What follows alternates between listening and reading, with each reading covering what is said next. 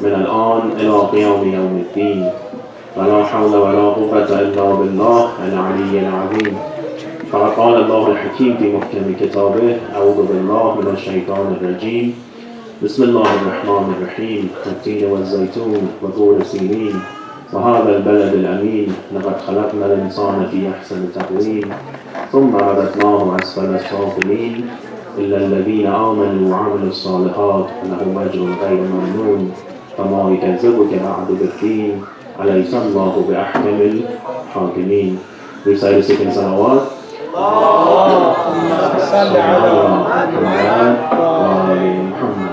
And your third salawat in the honor of the Imam of Time, Hazrat Sahib al-Asr al-Zaman, Ajjalallah Ta'ala Faradu al-Sharif.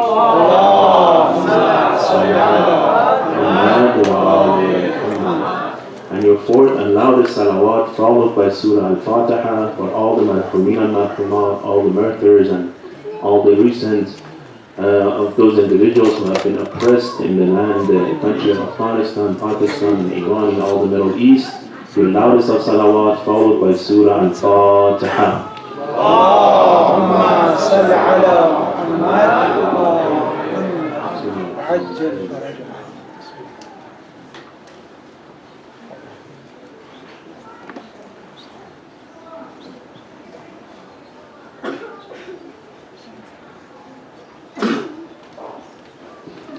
First and most of all, Jami'an, Salaam alaikum.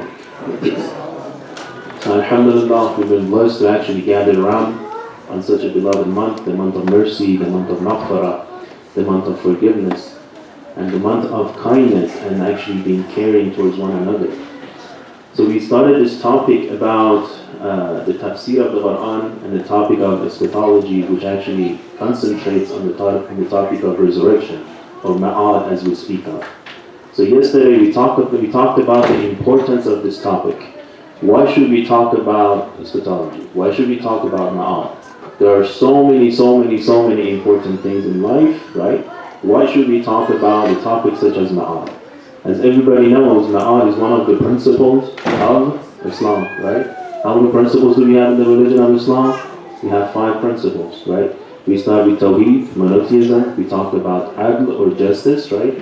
We talk about prophethood, we talk about, which is nubuwwah, then we talk about imamat, and we talk about ma'ad or resurrection. Now when we talk about the principles of the religion, a lot of times perhaps some of us may think that this is just a matter of theology, meaning that it's a matter of like dealing with, in terms of logical arguments. So it's a matter of bringing peace to our mind. But that's not the correct, actually, version of this one. We say when we talk about as ma'ad or resurrection as a principle of the religion, that means when we say we believe in ma'ad, this should actually express itself in the way we live. Meaning in the way that we behave, in the way that we make decisions, in the way that our lifestyle is shaped. This principle of ma'ad has to show itself, has to express itself. Just like the principle of monotheism, right? We say Muslims are the people who believe in oneness of God, right? This oneness of God has to show itself in a way that we behave, in a way that we actually live, in a way that we choose our specific lifestyle. So it should be a difference between a person who's monotheistic and a person who's perhaps polytheistic, right? So there has to be a difference in terms of the practices. So the importance of ma'ad, again, is one of the key factors. When you take a look at the book of Nahj al-Balagha, right? What is the book of Nahj al-Balagha? A selection of all the sayings of Amir al-Mu'mineen Ali ibn Abi Talib alayhi salatu wasalam. One of the major topics in which Amir al-Mu'mineen constantly refers back to is the topic of ma'ad, is the topic of resurrection, is the topic of maut, right? Why is he constantly mentioning this, right? And like different cases, different scenarios with different language and different tones, right? It shows that how important it is to think, ponder, contemplate about this topic and try to implement it in our daily life as we live. You all have heard of the famous hadith, Mutu qabla an tamutu, right? What does it mean literally? It means to die before you've been taken away or you've been departed. Doesn't mean physically die, right? So it has inner meaning into it. It means to actually keep yourself accountable, have this sort of like accountability towards all of your action before somebody else does it for you, right? Before they get to you, we have to actually do it ourselves, right? So this is the importance of the topic of eschatology, the topic of Ma'ad. So when we want to talk about this, what is the starting point, right? The surah which I recited, Surah Mubarak at-Teen, starts with these verses. Bismillah ar-Rahman ar-Rahim. وَالتِّينِ وَالزَّيْتُونِ وَطُورِ سِينِينَ وَهَذَا الْبَلَدِ الْأَمِينَ. Everybody knows this wav here is a wav of qasam. It's a wav of oath. Imagine if I want to start a conversation, right? How do we usually start a conversation? We say, hey, how are you? What's happening? What's going on? How are you doing today? Right? We say, assalamu alaikum, right? But Allah subhanahu wa ta'ala is starting this surah by oath. Imagine if I start a conversation, I start a conversation like this. I swear by my mother's life. I swear on my own life. I swear by my parents' life. I swear by what is the most important thing in my life, right? If I start a conversation like this, what does it imply? It implies that what I'm about to say is going to be a very important phrase, right?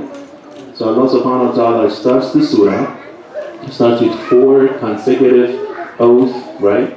On وَالتِّينِ وَالزَّيْتُونِ وَطُورِ سِينِينَ وَهَذَا الْبَلَدِ الْأَمِينَ. By the fig, by the olive, by the Mount Sinai, and by the land which is secure, right?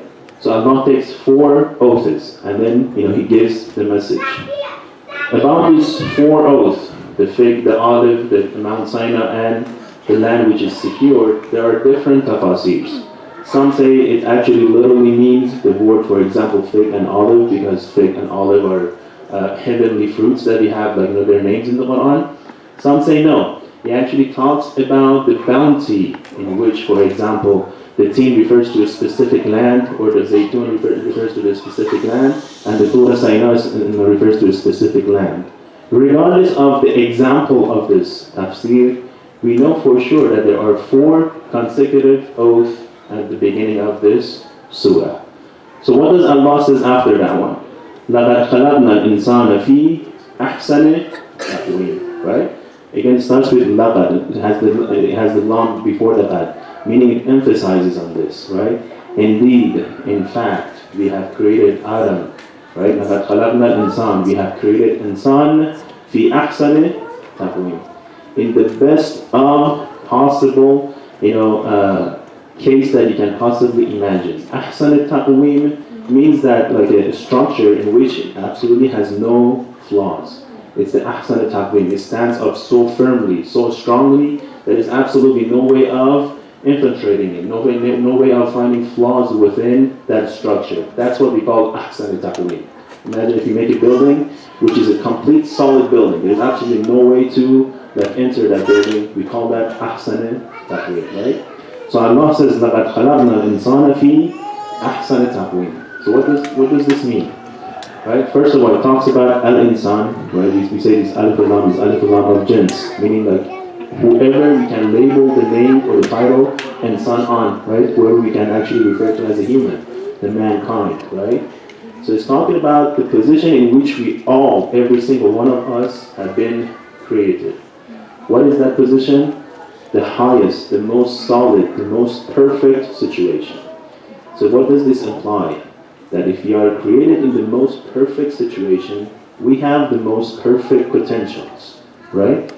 Then Allah continues, ثُمَّ رَدَدْنَاهُ أَسْفَلَ سَافِلِينَ. Then we sent him down and down and down and down to where? Asfala Safilin. Not the lowest of the lowest, right? The lowest of the lowest of the realm. I will talk about that, what does it mean. But before that, let's go back to the first ayah. لَقَدْ خَلَقْنَا الْإِنسَانَ فِي أَحْسَنِ تَقْوِيمٍ, right? We know we have the humans, we have the angels, we have the animals, we have the plants on this planet. Why out of all of this, insan has been chosen, right, to actually be created in the perfect circumstances? There are so many discussions in this regard. So for example, why human is higher in terms of the value, right, than, for example, the angels or the animals or the plants, right? But to give it a short, brief and summary, If we go back to the Quran, we find so many cases and so many ayahs in which Allah subhanahu wa ta'ala refers to the insan as his Khalifatullah, as his successor, as his representative, right?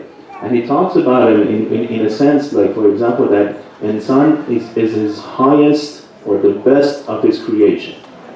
Okay? So once again, we go back to our daily life. Remember we said we want to bring a principle, we want to bring a theological idea, and then we want to actually make it practical in our lifetime, right? So Allah says, لَقَدْ خَلَقْنَا الْإِنسَانَ فِي أَحْسَنِ تَقْوِيمٍ. So insan has been created in the best and perfect circumstances. So now we come back to our daily life, we open up the news, what is the first thing that we usually see? We see battles, we see wars, we see oppressions, we see crimes, right? We see all of this stuff. So how does that go with this ayah? The ayah says, لَقَدْ خَلَقْنَا الْإِنسَانَ فِي أَحْسَنِ تَقْوِيمٍ. And it's talking in a plural sense, it's talking about the type of the human, the type of the mankind.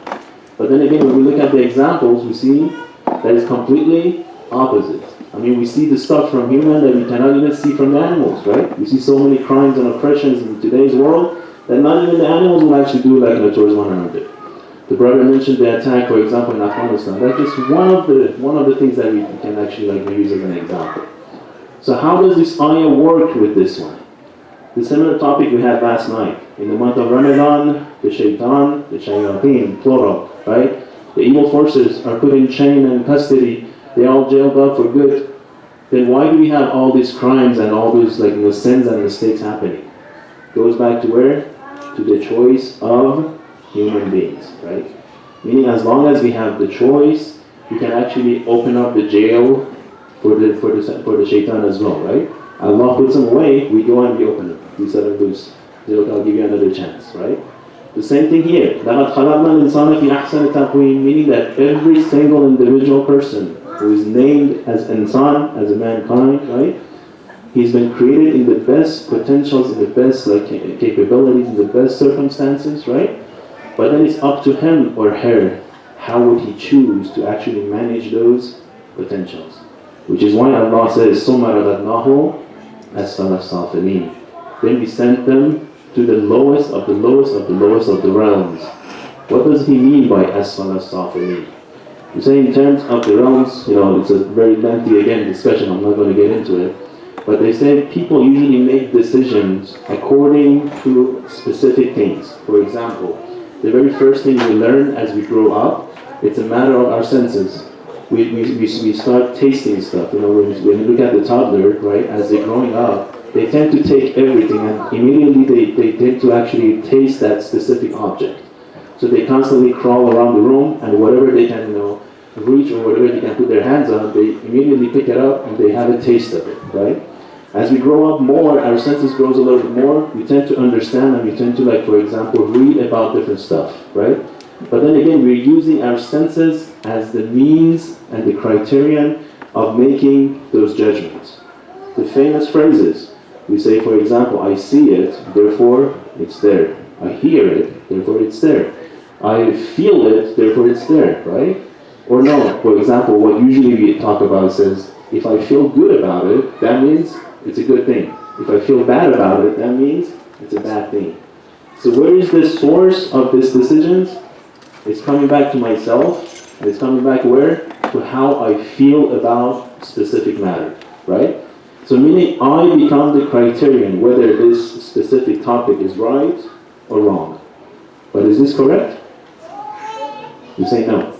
Say why it's not correct? Say because human being is constantly learning, right? Number one. And all of the stuff that he learns doesn't come by itself. Most of the times what do? We do try and error, right? We do testings. We do a hypothesis, right? Then we come up with a thesis. And one of the conditions for hypothesis is that you have to be able to test it over and over and over again, right?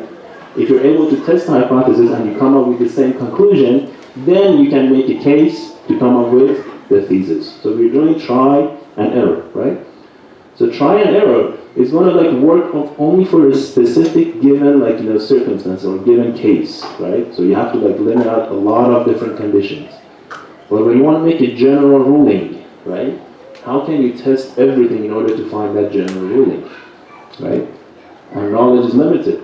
So when the knowledge is limited, how can I make a decision on whether something is actually true or wrong? It becomes relative, right?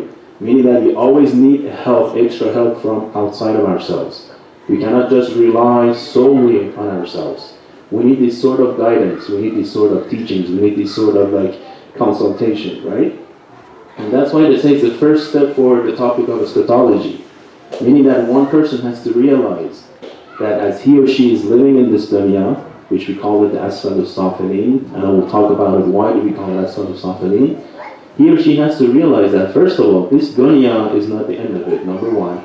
And this dunya is the lowest and the least amount of value in comparison to other realms, number two. And number three, whatever we see in this dunya is not the entire picture, right? You cannot say, if I see it, therefore exist. There are so many examples against it, right? I'm sure everybody dreams. But can you actually see the dream with your physical eyes? No, but we know that the dream exists. When you're sitting here, you're thinking, you can do imagination. At the same time that you're sitting here, you can like travel, for example, to Saudi Arabia, you can do tawaf around the Holy Kaaba, right? But nobody else sees it. Does that mean that it doesn't exist? No, we say it's a mental image and actually exists, right? So there are different examples in which we can find that we do not see it by the physical eye, but it still exists. So the same concept applies to the way we behave in this dunya, to the way, for example, we supplicate, to the way we worship Allah subhanahu wa ta'ala. A lot of questions comes, especially when we talk about ahkam, right? As you all know, some of the ahkam are, we call it ibadi, right? Meaning that it's the worshipping rulings, right? There is no whys in it, in a sense. Some of them we have the whys, like, the Ma'asumi were asked about them and they answered the reason for it. Some of them, no, there was no question raised, so we don't have the reason for it, right? But then again, when we look at it from the logical aspect, and we'll talk about this logical aspect, we find this contradiction. You say, in common sense, it doesn't make sense for me. The challenging questions that they usually ask about like the Islamic teachings, right? But when we look at it from a different perspective, we take a look at it from a religious perspective, we say, well, first of all, what's the function of religion in our life? Why should I have a religion as a Muslim, right? I testify there is Allah, I testify that Holy Rasulullah is the last prophet, I testify that Amir al-Mu'mineen is the next Imam, I testify that there is like resurrection, and I testify that Allah is just. So that's it. Why do I need a religion, right, to tell me how to live? Or to tell me how to behave, or to tell me, for example, how to manage my affairs? The answer comes through eschatology, meaning that we have to understand that everything that we see in this world, in this material world, is the manifestation of all the previous realms, going all the way up to Allah subhanahu wa ta'ala. That's the topic of monotheism, right? When we say, Ashhadu an la ilaha illallah, right? What does it mean when we say we bear testify that there is no Allah, there is no deity except for Allah subhanahu wa ta'ala? It's not just a slogan, it's not just words, it's not just phrases. I think I mentioned this last night. Everything in religious text, when we use the name or a noun, it comes with its complete meaning. You cannot just take the term and apply it to everything else, right? For example, when they say, or actually the brother who was trying to be respectful to me, but I'm going to make a correction on that one. He mentioned that Hujjatul Islam. What's the meaning of Hujjatul Islam? The reason of Islam, or the proof of Islam. So I'm nowhere close to that one. But we use the term just to be respectful to the person, right? But in religious teachings, when we look at it, we use Hujjatul Islam for somebody who is indeed and in fact the proof of Islam. For example, the term Ayatullah al-Uzma, right? Ayatullah al-Uzma in the supplication that we have has been used for who? For Amir al-Mu'mineen alayhi salatu wassalam. Meaning that in fact and true, the only Ayatullah al-Uzma is Amir al-Mu'mineen Ali ibn Abi Talib alayhi salatu wassalam, right? Why? Because the practice and the action and everything we see from Amir al-Mu'mineen points directly to Allah subhanahu wa ta'ala. The way they walk, the way they talk, the way they sit, the way they attend ceremonies, the way they go to battlefield, every single an aspect of their life that we put our hand on and we focus on, we go back and we trace it back and we find Allah subhanahu wa ta'ala there. So therefore we call them, or if the label is there, Ayatullah al-Uzma. Right? So meaning when it comes to religious teaching, when we say Ashhadu an la ilaha illallah, we have to concentrate on the meanings as well. Again, the famous hadith, قُولُوا لَا إِلَهَ إِلَّا اللَّهِ تُفْلِحُوا. So does that mean that just by saying La ilaha illallah, I'm going to reach prosperity and I'm going to be delicious? So that would be very simple. I will go do any crimes that I want and I just say La ilaha illallah. Is that fair? Is that just? Or no? Some say yes. Just saying La ilaha illallah by itself has a lot of benefits for you, which again is the topic tonight, right? But then on the second step, you have to be more thorough about it. Like, we do a lot of good acts. At the same time, you have to be careful that you have to maintain those good acts for ourselves. The same thing applies in business. You make a lot of revenue, but what happens when you start spending so much? When your cost goes higher than your revenue, you lose, right? You lose your capital. So the same thing. They say that the biggest capital that every person has is actually their lifetime. This lifetime that is ticking right now, right? These minutes, these seconds, these hours. When it goes, it never comes back. No matter how rich you are, no matter how famous you are, no matter how successful you are, right? No matter how powerful you are, nobody has been able to bring back the time. Nobody has been able to extend their time. Nobody has been able to actually tell how much time they have. And that's the beauty of it, right? No matter how much we grow in this material life, there's always this pointer that, hey, I don't know when is actually the one time, right? So it always keeps us on our, the tip of our toes in a way that we always have to be in a weird sense, in a weird situation that, hey, I'm not destined to live in this world forever. Everything I do has this reality behind it. When I come to the masjid, for example, when I say Salaam, this Salaam has this physical appearance, which is a matter of getting the community closer to one another. It has this social aspect of it, okay? And it has this reality behind it. The Salaam itself, what does it mean in reality behind it? Allahu A'lam. Inshallah, we all see, inshallah, if we all get accepted in heavens, we see what does saying Salaam means, right?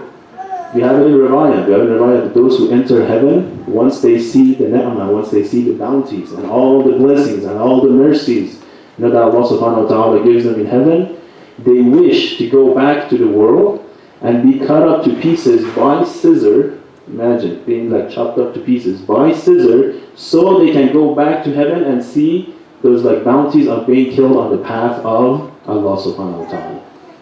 Why we're living here? Because we're used to the material aspect. It's no, getting cut by scissor, that's pretty harsh, that's pretty inhuman, right? No, it's a matter of what the reality of what the actions are, right? And that's the topic of Ethology. So ثم رددناه أسفل السافلين إلا الذين آمنوا وعملوا الصالحات فلهم أجر غير ممنون.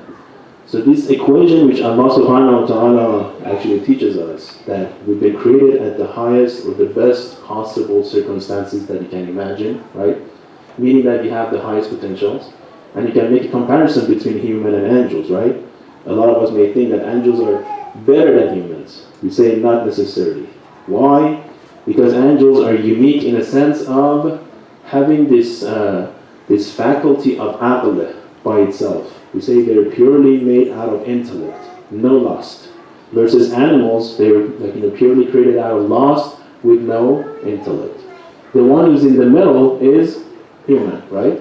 Which has the intellect and has the lust. Meaning that he has the choice to always choose between the two. The Sirat al-Mustaqim or otherwise, right? So whoever the intellect actually wins over the lust will actually be on the prosperous path. And vice versa, whoever picks up the loss and loses the intellect will actually go down the hill, right? So this is the equation that Allah subhanahu wa ta'ala draws for us. And He says, إِلَّا الَّذِينَ آمَنُوا وَعَمِلُوا الصَّالِحَاتِ. Except for those who, two things. Number one, have faith. إِلَّا الَّذِينَ آمَنُوا. Number two, وَعَمِلُوا الصَّالِحَاتِ. Meaning this faith is not a matter of 0 and 1. Say, I'm a believer and that's it. No. إِلَّا الَّذِينَ آمَنُوا وَعَمِلُوا الصَّالِحَاتِ comes with action. It constantly comes with the action. The action will extend the faith, right? The faith will reach the higher level. And the higher level goes to the highest level, right? As you all know, we have different stages of Iman. Some riwayah says 10 stages, some riwayah says 100 stages, some riwayah says, infinite stages of Iman. And how much distance are between the stages? Again, Allahu A'lam. I think one of the problems or challenging problem is we try to make sense out of all the religious teachings, again, in a scientific way that we're used to. So we're used to numbers, we're used to, for example, the series of numbers. We tend to change everything to that concept. So when Allah subhanahu wa ta'ala, for example, tells us, if you say La ilaha illallah, I'll give you X amount of hasana, we immediately try to understand how much hasana means, right? Because we're used to, for example, to dealing with dollars or riyals or tumans, right? So we immediately want to find a tangible example of it, right? So everything we learn from the religious perspective, we tend to change it back to tangible, a tangible concept. And that's what's the meaning of Asfal as-Safilin. Meaning that the lowest of the realm is the realm in which the tangible, the physical stuff, the feelings becomes the criterion of making decision. Remember? I feel it, therefore I like it, or I want to do it, right? Because I think this is right, I'm going to follow it. I like this color, therefore I'm going to go for it, right? This I and I, based on the feelings, that's called Asfal as-Safilin. In another word, we call it the dunya, right? What's the meaning of the dunya? Dunya comes from dunov, right? What does dunov mean? Dunov means low, lower than the low, right? So that's the meaning of the dunya, meaning the least thing that you can possibly think of, right? It talks about the value of this dunya. Now imagine, how much are we actually losing if we're constantly concentrating on gaining the dunya? You're putting all of your efforts in gaining something which is the lowest of the lowest of the lowest, the lowest of the realms, right? So Allah comes with the Quran, with the prophets, with all of this stuff, just to tell us, hey, you have so much potential. Don't just stay behind for this dunya. No, this dunya is nothing in comparison to others, right? Because sometimes we think otherwise. We think because we're living in this dunya, right? This dunya has everything for us, right? Therefore, we have to accomplish as much as we can in this dunya. The akhirat, okay, I'm going to keep it in the in a stage of possibilities. Inshallah, if I do good in this dunya, I will be good in akhirah. But the teachings, they tell us otherwise. They say, no, put the focus on the akhirah, the dunya will get managed by your akhirah. Meaning that you focus on the best of the realms where you actually belong, right? Then your dunya will get resolved as well, right? I think there was a famous quotation, I'm not sure of the documentation. One of the sons of the scholars, they asked him, the father asked him, what do you want to become in the future? He said, I want to become just like you, my father. And he was a great scholar. The father looked at him and says, I feel bad for you. He said, why? Because he said, I wanted to become, for example, the Ibn Sina. Ibn Sina is one of the, for example, great scholars. And I became this. So now if you want to become like me, I can imagine what will you be after 20 or 30 years. Meaning when you want to put the aim, you have to put the aim high, right? And inshallah the path will be clear. Don't put the aim low, right? Especially when you put the aim on the dunya, what's going to happen for the akhirah? Allahu A'lam, right? So anyway, going back to our topic, ثُمَّ رَدْنَاهُ أَسْفَلَ سَافِلِينَ إِلَّا الَّذِينَ آمَنُوا وَعَمِلُوا الصَّالِحَاتِ فَلَهُمْ أَجْرٌ غَيْرُ مَمْنُونٍ. Except for those who have faith and do good deeds, there is this countless of bounties for them in which they actually find satisfaction within it. In Surah Waqa, I believe, I could be mistaken, it says, يَا أَيَّتُهَا النَّفْسُ الْمُطْمَئِنَّةُ ارْجِعِي إِلَىٰ رَبِّكَ رَاضِيَةً مَرْضِيَّةً. There is one radiyatan and there is marudiyah, right? Meaning that in a stage that you are pleased with Allah subhanahu wa ta'ala and He is pleased with you. It's a two-way connection, right? Radiyatan, then marudiyah. It's not just saying radiyatan, or it's just not saying marudiyah. It's saying two stages at the same time. Meaning when you reach that stage of certainty, right? Then come back towards your Lord. When you have reached this stage of, this contentment, this pleasing, this ridaya from Allah subhanahu wa ta'ala. If I want to give you an example, let's go back to lifestyle of the ulama, because usually we have a lot of examples from time of the Ahlul Bayt, right? And a lot of times the youth, they ask us, can you give us a more up-to-date examples? So, okay, take a look at the lifestyle of ulama, right? You can find so many cases in which when we look at it from ordinary perspective, we find it an extreme difficult situation to live or bear. At the same time, we look at that specific scholar and we see they have complete sense of peace and contentment. So there comes the question, how is this possible? So one of them is actually like this. His student narrates this story. He said, I went to visit him because he just had an operation done, right? So he was laying down on the bed in the hospital, and it was extremely hot at that time. It was actually happening in Najaf. So Najaf, they know, the summer of Najaf is extremely hot. So he goes to his house to visit him after his surgery. He was in the second floor in the house in Najaf, of course no AC. He was laying down on the bed after the surgery, right, in that heat. As he enters, he finds him as he's lying down on the bed reciting the book of Sahifatul Sajjadiyah, right? And while he's reciting this book of Sahifatul Sajjadiyah, his tears are just rolling down from his eyes. In a stage of like completely joy and happiness. The student gets closer, he says, Salaam alaikum, he replies to the Salaam, and he tells them, Oh Sayyid Muhammad Hussein, you know my status. You know how much, for example, loans I have, how much of the problems we have. You know that I have already put the house, as a documentation for somebody to take the loan. All the problems that the family is facing, all the problems that my clergy students are facing, right? And about my surgery. But alhamdulillah, I am happy, I am content, I am pleased, right? So now let's bring back, let's take that and bring it back to our own lives.